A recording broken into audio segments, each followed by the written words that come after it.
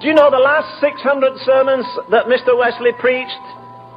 He preached in the streets. He only got into church 6 times to preach out of 600 sermons. A friend of mine has a beautiful lithograph, an old picture I would like very much. And it shows a man with a butcher's cleaver standing before Wesley going to split his head. It shows a man with a pitchfork behind him. It shows a man in a tree with a trumpet blasting. They didn't want to hear him. He had to stand on his father's tomb to preach. Do you know the worst thing that happens to the Church of God is when it becomes rich? I said to you the other day that I like that definition by Dr. J.B. Phillips, because he's English anyhow, that J.B. Phillips has a summary of the Acts of the Apostles which is superb. He sees the whole of the Acts of the Apostles throbbing with life. Why? Because the love of God was shed abroad in their hearts. And J.B. Phillips sums up the early church in the Acts of the Apostles like this. He says, this is the church of Jesus Christ before it became fat and short of breath by prosperity. This is the church of Jesus Christ before it became muscle-bound by over-organization. This is the church of Jesus Christ where they didn't gather together a bunch of intellectuals to study psychosomatic medicine. They healed the sick.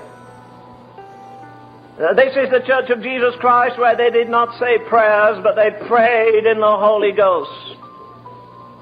No wonder they were an embarrassment to government. No wonder they turned the world upside down. They didn't live in the lush, smooth, comfortable atmosphere we're in.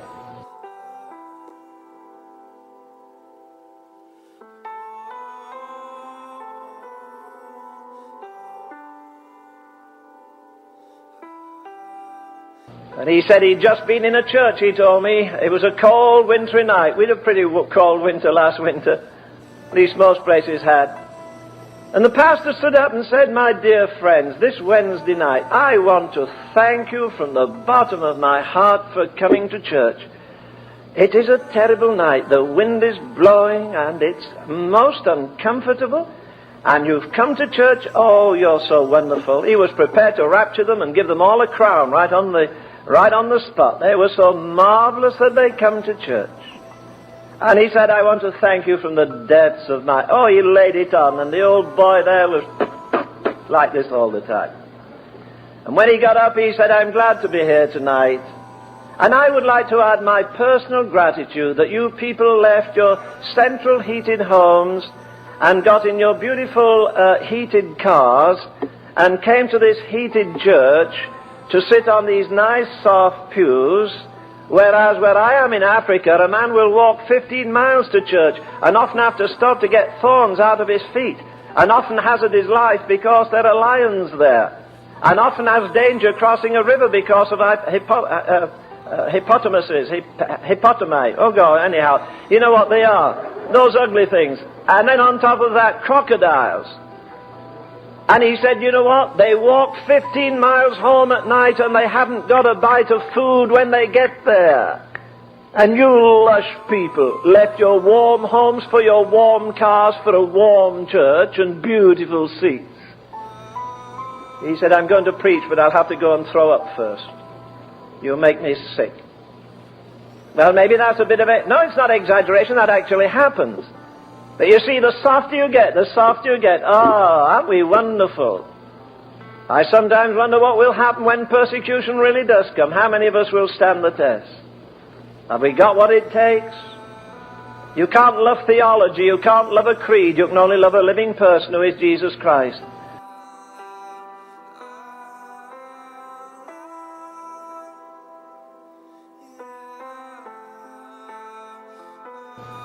The thing that let this man bear his back to the smiters, hang on a piece of wood in the Mediterranean for 36 hours, in weariness, in fastings, in painfulness, in tribulation, in distress, in famine, in peril, in nakedness, in sword, in perils of the deep, in perils of mine own countrymen, go on.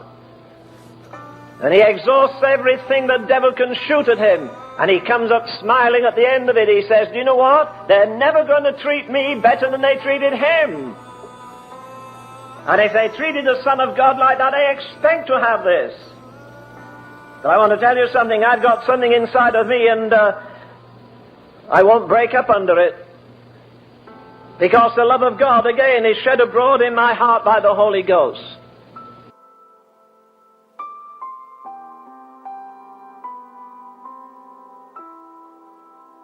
Choosing rather to suffer affliction. Come on, you idiot. Sit down and count the cost. Choosing rather to suffer affliction with the children of God than to enjoy the pleasures of sin. Come on.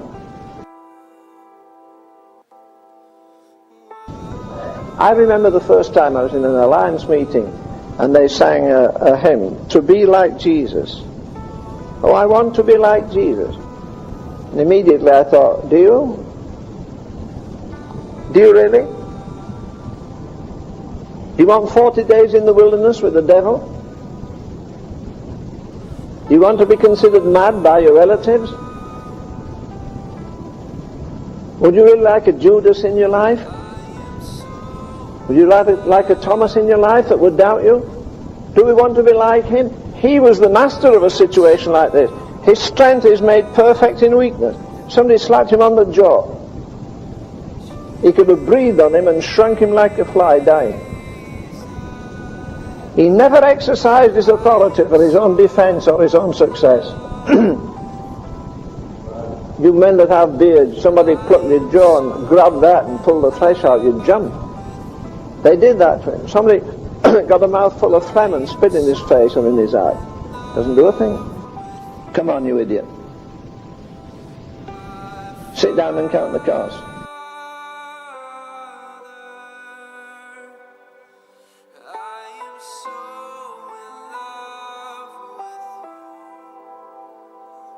I sometimes wonder what will happen when persecution really does come. How many of us will stand the test?